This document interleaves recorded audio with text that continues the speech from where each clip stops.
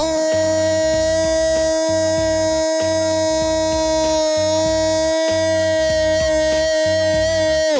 baby! How about that?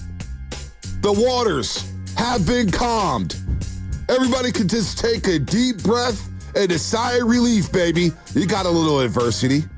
You got a little momentum stolen. You gave up another kickoff return. The special team still wasn't special. You had some hairy moments. You still have red zone issues, but you know what? It's a lot better to correct things after a victory, especially against the Seattle Seahawks, in which the Niners have beat 6 straight times. 3 trips to Seattle for Brock Purdy, 3 victories, and we asked for number 97.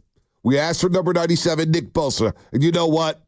He set the tone right away on the first 3 plays of the game. Nick Bosa was generational last night. That's what you need from the highest paid defensive player in football. 97 showed up, 54 showed up, and how about those kids? How about those kids? Malik Mustafa, Renardo Green, Isaac Garendo. In the body bag game, a physical football game, the Niners, even their record of 3-3, they get their first victory in the NFC, get their first victory in the NFC West. And, baby, we got a victory Friday, and we'll buckle up for the Kansas City Chiefs. But we'll do that next week. Let's gloat in beating those 12s, those fake-ass fans up there in Seattle. Woo! Feels good on a Victory Friday, Shasky. You know, it's just, oh, my God, what a game. 2 other youngsters, Darrell Luter with a big punch-out, and my guy Bethune with the recovery on the punt. That was a very big play. I want to start with Debo. And Purdy was awesome in this game, and we'll get to Purdy. Debo Samuel. Every time we try to throw this guy in the casket and just bury him and throw him away, he has a game like he had last night. And, you know, we talk about these great players, B. Generational players. No, but we do this thing. We're like, well, they didn't win anything. They're losers because they didn't win the ultimate championship. You're telling me, like I always say this to people, Tony Gwynn's not a winner. He's not an all-time player. King Griffey Jr. Yeah, exactly. Barry Bonds. We can go down the list, right? And in football, there's plenty of guys. Like, you know, like, the whole entire Buffalo Bills team, for crying out loud. You're talking about legends. Thurman Thomas. Exactly. Bruce Smith. Let's go to our team. Like, Patrick Willis wasn't a legend. Yeah, right. Couldn't have stepped on any field. Patrick Willis wasn't a winner. I'm watching Debo Samuel, and I know they've fallen short in the biggest games. Right. Believe me, I get it. That was a huge game. And in that first quarter, as that ball's in the air, Niner fans, I know you're thinking what I'm thinking. Oh, boy. And I loved it because we're throwing it and ripping it down deep. But we're all thinking the same thing. Where's the safety? Where's the safety? Where's the safety? And then Debo Samuel, who's not a high point guy, who's not some down-the-field threat necessarily, goes up, snags it in midair, and the home run hitter, Debo Samuel, number 1, goes flying into the end zone and is waving at fans. And I'm saying, this guy, every time I try to throw him in the ground, bury him in the casket, he comes out like the Undertaker. Debo Samuel, stop disrespecting Debo, fans. I did it a couple years ago, and I apologize. Every time I'm ready to run this guy out of town, he comes back, and he has a game like he had yesterday. Say I'm sorry, sir. Yes, I will say I'm sorry again. And all you people doubting Debo. Debo is the heartbeat at times of this team, and I know he frustrates us. There are times he's not going to run hard. But come on, man. Yeah. When you're in a body bag game, you want a Debo Samuel on your field. Hey, listen, man. Debo Samuel, you know how I feel about Debo Samuel. He's an all-time 49er. And I don't even think that was his most impressive catch, although it went for 76 yards. But I thought early on, helping out your quarterback. Sometimes Purdy's not going to throw the perfect pass. And I thought Purdy was very solid yesterday. Purdy was fine. Scrambling at times a little bit. They'll clean that up. It was a step in the right direction. But how about Debo Samuel on the 3rd down where Brock Purdy throws behind him on the drag route, and Debo with his right hand taps it to himself on the key 3rd down with the crowd roaring. You're deep in enemy territory. You're backed up against the wall, and he taps it to himself, makes that catch to give the 49ers a first down. That little play right there, and I said to myself, okay, Debo's ready to roll. Now, no, it wasn't the biggest IU game, but obviously teams are focusing on Brendan Ayuk, which is opening up things for everything. And then, by the way, George Kittle. As Debo Samuel makes his play, Shasky, in the 76-yard home run hitter, one play, big play, drive, touchdown, you go up 10-0, and shut up the 12s. Number 85. And there's been a lineage of great tight ends with the San Francisco 49ers. You know, the Russ Francis is getting them over from the New England Patriots after he sits out a year. You get your Britt Jones, right? You get your Vernon Davises. We love Greg Clark. We did. But you know what? George Kittle, when it's all said and done, we're going to look at number 85. George Kittle say, yeah, that's the best tight end in 49ers franchise history. The blocking. Debo and dudes. Justin, how about early in the football game on a run block to Justin Love, and he just plants him into the turf, gets up looking for somebody else to block. He catches a pass on the sideline, and instead of running out of bounds, Jasky, he's looking for contact, and he goes and pulls over somebody. He doesn't care about getting injured. He just wants to send a message, set a tone for his football team. And then the great out route catching that pass on the dive for Brock Purdy, and then the second touchdown pass. And we'll get into the numbers of what he's done against Seattle during the 6-game winning streak. George Kittle, when it's all said and done, we don't talk about it enough. We just don't. He's an all-time 49er, and his number may go up into the rafters in 49ers franchise history. George Kittle is that dude. Also, alongside Debo Samuel and alongside Kyle Juszczyk and alongside this physical football team that when it's time to inflict punishment and set a tone and win a big game, these guys have won a lot of big games. So give George Kittle his flowers as well today, Shasky. This guy had a monster game against the 12s yesterday. No doubt about it. And B, I'm watching Brock Purdy yesterday. I just thought he was masterful. Early on, the legs and his ability to scramble and kind of just make plays happen. There was a couple plays, we're all holding our breath, but I thought he was excellent running for first downs on key third downs, realizing where, hey, if they're going to be in man and I'm going to get pressured, there's a lot of room to run underneath. They did a great job using his eyes. Like, there was a matchup pre-snap he wanted to go to. He used his eyes, instead of just staring that guy down, to move a safety, move a linebacker out of the way, and then rip it. He had a throw to Jennings on third down that was just perfect. He had that throw to Ayuk over the middle, which was just, I mean, you want to talk about double-A anticipation, which is an absolute dime. And then the throw to Kittle was... It was a laser beam. Outside amazing. The numbers, it was unbelievable. So everybody was clicking now. The red zone issues, we'll get to that. Still not great. I don't love the play calling. I don't love the personnel. That's a Shanahan issue right there. But you know what? I'll say this about Shanahan. Is that the most emotion he's ever showed on the sideline during a football game? He was pumping his fist. He was doing a touchdown sign. He was yelling back and forth. You could feel the intensity from the head coach knowing that this is a big game to get back to 500. And look, if you get a split over the next 2 games, I don't think a Niner fan's going to complain about being 4-4 going into the bye week. But at least with the win yesterday, you allow yourself to think big and get greedy. So I thought Shanahan, look, situational play calling was suspect, but I thought overall the game plan was really good. No doubt about it. And Shanahan showing emotion while Al Michaels shows none was the perfect balance. I mean, I had to get that in. Diamond Lenore is another player I just don't think we talk enough about. I think Diamond Lenore is a great football player. Yep. The guy stuffs the run. He'll blitz. He's a great cover corner. He had the punch out in the red zone, which was just a brilliant play. He's always healthy. He plays inside, outside. I just think he's an excellent football player we don't talk enough about. I thought Diamond Lenore was fantastic last night. Number 2 needs to get signed long term. I don't want to see that guy go. He won't. He's a great player. Bonte, he's a great player. He won't be gone. Michael Silva wrote earlier this season in the offseason in the Chronicle saying that he's the next superstar with the San Francisco 49ers, and he plays like a superstar, and he talks like a superstar, and when he's on that football field with the swagger, he looks like a superstar. He played big yesterday against DK, Jackson Smith-Njigba, without Charvarius Ward, which was hairy. I'm thinking, boy, no Charvarius Ward, no number 7? You're going to depend on the looters, the George Odoms, and George Odom freaked me out a couple times. They're going to have to figure that out. Hopefully, Malik Mustafa is going to be healthy here. But to have Renardo Green alongside Diamond Lenore, how many Niner fans out there had the vision of like, wow, in 3-4 years, we're going to have Renardo Green and Diamond Lenore on the outside playing quarter? I like that scenario. I like that situation. So you're right about number 2. Just real quick, back to George Kittle for a second, just to show how dominant he's been against Seattle over his last 6 games. Last 6 games against Seattle. 26 catches on 35 targets, 464 receiving yards, and 7 touchdowns. He had denied for 181. He backed it up with a 4 for 93. He had a 2 for 37, which was real quiet in that wild card game. But then you got touchdowns galore, 5 for 76. Last night, 6 for 58, and a couple tugs. It gets the rival. And we heard that yesterday about George Kittle. Let the youngsters know, when we play Seattle and go up to Seattle, it's a different beast. These are the games we got to have. This is a rivalry game, and we want to continue to dominate this rivalry. And the youngsters responded to George Kittle. They really did, because everybody played like they were desperate yesterday up there against Seattle in the monster game. So George Kittle, in his last 6 against Seattle, has been all-time dominant against the biggest rivals. We think Russell Wilson is being a 49er killer. Well, George Kittle, as I went off with Soft and Dick yesterday, they said the guy they hate is George Kittle.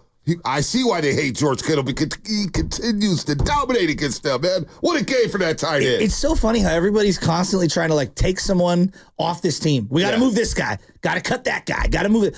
Like, George, okay, he makes a fraction of what all the top receivers make, okay? So tight ends just by nature are great value. And this guy is an all-timer. Speed, power, catch radius. I mean, now he's making acrobatic red zone catches. He's done it multiple times this year. Now they're actually running mesh plays, not just for him, but for Debo. There was the Debo play. They ran the mesh route, and it was like a jump ball, kind of like fade. I thought it was a great ball by Purdy. Debo's the shortest guy of all those wide receivers. If that's for Kittle, that's a touchdown. Like, there's not a question in my mind. But I love that they were actually running matchup plays. They waited till third down to run them, but I'm okay. Like, that's growth. Bonte, he's a legend. 85 is an all-time player. He's going to come on and off the field 1,000 times. He's so physical. He's going to get hurt. That's just baked into it. It is. But I know when push comes to shove, I'm getting all I can from George Kittle. No doubt. Debo, George Kittle. And then, again, I want to go back to Nick Bosa, because the stat sheet is not going to give Bosa his credit. And I've called out Bosa all week long. I've called him out all season long. He is the most important player. He may not be the best player on that defense, because I thought Fred Warner had some woo hits, and I thought he set a tone yesterday. Fred was flying, could have had an interception. Fred was back yesterday. Number 54 was back.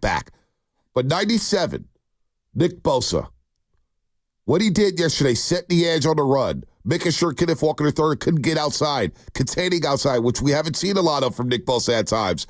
Teams running at him. Well, Seattle stopped running at him.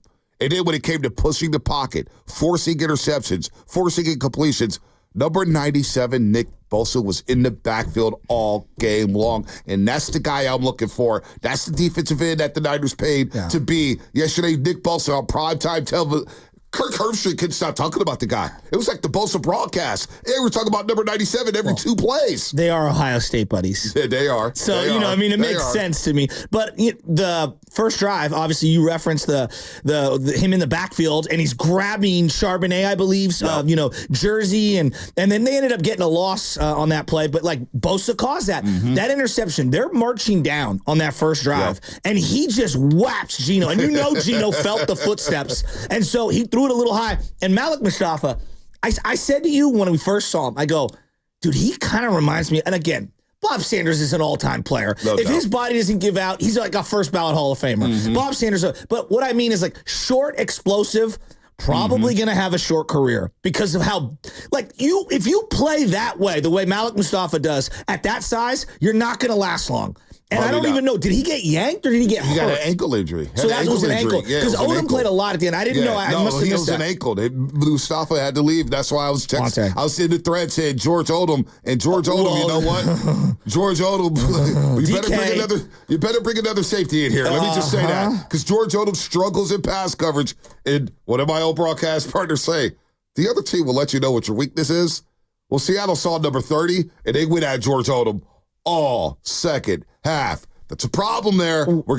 But it's good to have that problem after a victory. But George Odom scares the living daylights out of me. I totally agree. And there were multiple DK drops and then multiple infractions on Seattle to negate big DK plays, the touchdown being one of them, where they went right over the top of Odom. I thought Mustafa and Brown, for the first quarter and a half when they were out there together, were hitting. They were hitting, and they were flying, and they were wrapping up. I love Mustafa. I'm not saying he's Bob Sam. I'm just saying he's a small guy who packs a punch, and his vertical, there were a couple plays that were airmails, and he comes flying out of nowhere, and I'm going, dude, this guy gives us a level of athleticism I haven't seen on the back end in a long time. I thought coming in now, when you think about it, and I got some numbers on Debo versus Seattle because he's also dominated. Listen, I love Debo. Kittle and Debo. Debo legitimately was one of my father's favorite players because of the way he played. My dad loved physical, run-through-your-face guys. You know what, since we're here, I remember going back to that draft. We had a conversation the day of that draft. because I remember doing a watch party at Nick's Crispy Tacos. Oh, yeah. It was during the playoffs in the NFL draft that year. And we were talking about who to get. And I know you love DK, and I love DK too. I think DK could be an all-time player. And I remember you said, I would take DK in the top 5. And you were right. He's worth that. But the guy I wanted in that draft, because of the time they spent in the Senior Bowl, it's like there's something about this Deebo Samuel guy that I want. And it's rare that your favorite team takes the player that you want coming out of college. How many years the Warriors and the Niners have never taken a player that I want? I'm like, how does he go there? Why? Why couldn't the Niners drafted him? But they drafted Deebo Samuel, one of the first in my lifetime where I'm like, wow, they drafted a player I really, really wanted. And you don't know what he is. He could be a receiver. He's playing running back yesterday. I just call him the ultimate playmaker, the ultimate game changer. Put the ball in his hands, and he's going to make plays. And he reminded everybody yesterday that if you miss a tackle on him and he gets in open space, he has the ability to take a 10-yard catch, 70 yards. The ability to take a 15-yard catch, 80 yards. And so Deebo Samuel, in his last 8 games against Seattle Shasky, 49 catches, 877 yards, and 8 touchdowns. And that's against a division opponent. It's incredible. With great secondary. Like, Witherspoon's a great player. Yeah, Witherspoon and their safeties may have body wet. Last 8 games against Seattle, Deebo Samuel, 49 catches, 877 yards, and 8 touchdowns. Yeah, he's ridiculous. He's dominated Seattle. Bonte, when you go to the game, like I know, like not everyone goes to the game. So, right. Most people that are Niner fans are watching. Very few actually go to the games. Yep. But there's something I pick up because there is a tangible thing that you can feel when you go to the games. Opening night, it was me and Rocco against the Jets Monday night, and they're coming out of the tunnel, and you just watch the way the other players respond to Deebo Samuel on the field before the game. Mm-hmm. And Rocco turns to me, he's like, there's just no way they're ever getting rid of him. Obviously, down the line. But, like, right now, there's just no way they're getting rid of this guy. He means too much to those guys on that field and what they do. Is he going to have a dud? Sure. All the great players have duds. Look around the league. Mahomes will have a dud here, and Josh Allen. And Mahomes has had duds. Jerry Rice had duds, right? And I love Jerry Rice. One of the most consistent, best players ever in any sport. Deebo Samuel brings so many things. And in the big-time bright light games, I know the Super Bowl, he didn't have his best moment. But that NFC Championship game, he was monstrous. And against, obviously, Philadelphia last year, I mean, he closed curtain those guys. No. Last night in Seattle, I thought the first quarter, early in the game, that's one of those momentum home run plays. Like, when we go to his montage of highlights when his career is over, he is going to have so many sick 50-plus yard runs, it's not even funny. In the swing games as well. When you think about the swing games, Jimmy Garoppolo, Chicago, he's in Chicago. We don't know if he's going to start again. Trey Lance is lurking, right? It's Shanahan has said, we may have gotten to Trey Lance if they didn't win that football game. And he takes that wide receiver screen, 80-plus yards, and gets tackled at the 1-yard line to flip that football game. He's had moments like that in all the big-time swing games. So Kittle, Deebo, Nick Bosa, Fred Warner, Purdy, the stars played like stars. But boy, it was great to see the complimentary pieces. Isaac Guerendo, Patrick Taylor Jr., Jordan Mason again. Hopefully his shoulder's okay. The offensive line blew open hole after hole after hole after hole. And then you get this young secondary with Deommodore Lenoir, Renardo Green, Malik Mustafa, and we're feeling good about ourselves. And you know what? They did another thing late in the second half. Devontae Campbell wasn't on the field. The D. Winters movement was happening. The Dre Greenlaw movement is happening. The Niners will move on from him, and you got great complimentary pass rushes on this defensive line.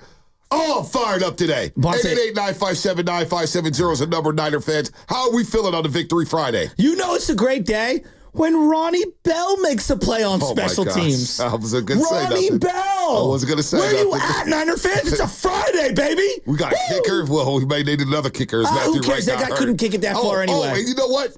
I thought about this as we go to break. David and SF. Make sure you don't miss that break, bro. We're going to miss this break. We're platooning kickers.